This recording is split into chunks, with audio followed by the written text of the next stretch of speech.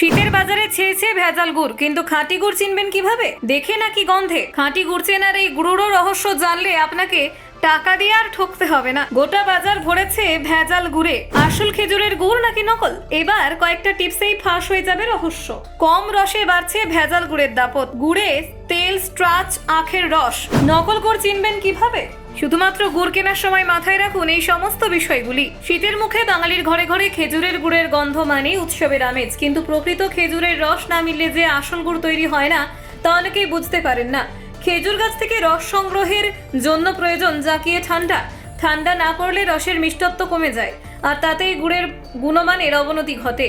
তাই এই সময় ভেজাল গুড় বাজারে ভরপুর দেখা যায়। যেহেতু শীতের শুরুতে ভালো রস কম পাওয়া যায়, তাই ক্রেতার চাহিদা মেটাতে অনেক অসাধু ব্যবসায়ী নকল গুড় তৈরি করে বাজারে ছাড়েন।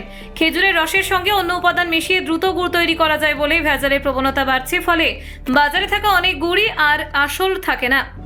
অনেক সময় খেজুরের রসের সঙ্গে মেশানো হয় আখের রস। আখের রস তুলনামূলক সস্তা, তাই অসাধু ব্যবসায়ীরা সহজেই এই ভেজাল মেশান। এতে গুড়ের রং এবং স্বাদ দুটোই বদলে যায়।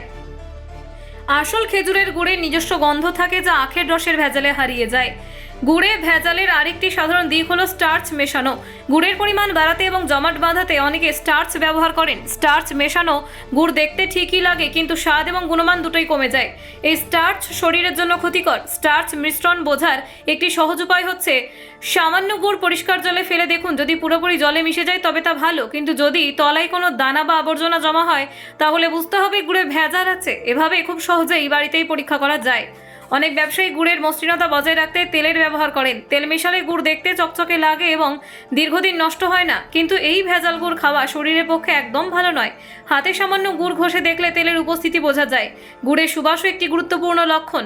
আসল খেজুরের গুড়ের গন্ধ স্বাভাবিক এবং কোমল, কিন্তু নকল গুড়ের রাসায়নিক সুবাস মেশানো হয়, যা অনেক সময় অত্যন্ত তীব্র। এই গন্ধে ভুল করে অনেকেই ভেবে নেন আসল গুড় পেয়েছেন, কিন্তু প্রকৃতপক্ষে তা কৃত্রিম সুবাস। গুড়ের রঙও ভেজালের ইঙ্গিত দেয়। আসল খেজুরের গুড় সাধারণত লালচে সোনালী রঙের হয়।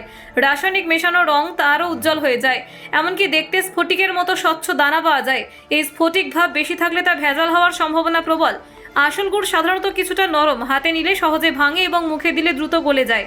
অতিরিক্ত শক্ত বা অত্যন্ত চকচকে গুড় হলে তা রাসায়নিক মেশানো বলে সন্দেহ করা উচিত।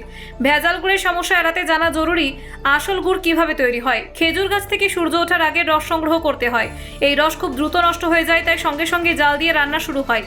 প্রায় 7 কেজি রস থেকে তৈরি হয় মাত্র 1 কেজি গুড়। তাই আসল গুড় হওয়া স্বাভাবিকভাবেই সময় সাপেক্ষ এবং মূল্যবান। রস জালের সময় অতিরিক্ত আগুন দিলে গুড় পুড়ে যায়, আর কম আগুন দিলে জমাট বাঁধতে দেরি হয়। ঠিকঠাক তাপমাত্রা বজায় রাখলেই হলো ভালো গুড় তৈরির মূল রহস্য। তাই গ্রামের গুড় প্রস্তুতকারীরা দীর্ঘদিনের অভিজ্ঞতায় এই প্রক্রিয়া শিখে থাকেন। খেজুর গুড় কেনার সময় একটু দেখে নেওয়া সবসময় উপকারী।